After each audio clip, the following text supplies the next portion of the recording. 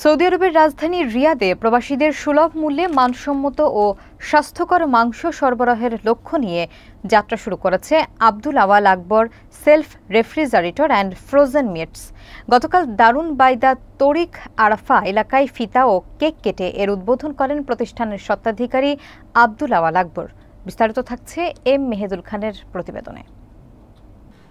Saudi আরবের রিয়াদে প্রবাসীদের উদ্যোগে নতুন এক খাদ্য প্রতিষ্ঠান Abdul Awal Akbar self refrigerator and frozen মিটসের আনুষ্ঠানিক যাত্রা শুরু হয়েছে। শনিবার রাজধানীর রিয়াদে দারুন বাইদা তরিক আরাফা এলাকায় ফিতা ও কেক কেটে উদ্বোধন করেন প্রতিষ্ঠানটির স্বত্বাধিকারী আব্দুল আওয়াল আকবর। উদ্বোধন অনুষ্ঠানে বক্তারা জানান, প্রতিষ্ঠানটি থেকে অস্ট্রেলিয়া, ব্রাজিল, পাকিস্তান ও ভারতের মানসম্মত মাংস প্রবাসীদের জন্য সুলভ মূল্যে সরবরাহ করা হবে।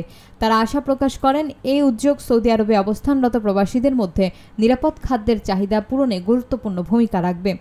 অনুষ্ঠানে উপস্থিত আব্দুল আওয়াল আকবর বলেন, সৌদি সরকারের ভিশন 2030 বাস্তবায়নে প্রবাসীদের ব্যবসা বাণিজ্যের মাধ্যমে রেমিটেন্স প্রবাহ বৃদ্ধি করতে হবে এবং সেই লক্ষ্যেই তিনি এই উদ্যোগ নিয়েছেন।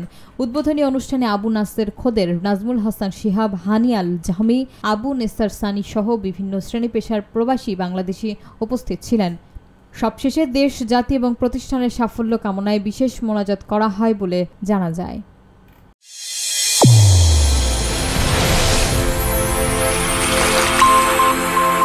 চ্যানেল A1 হৃদয়ের স্পন্দন।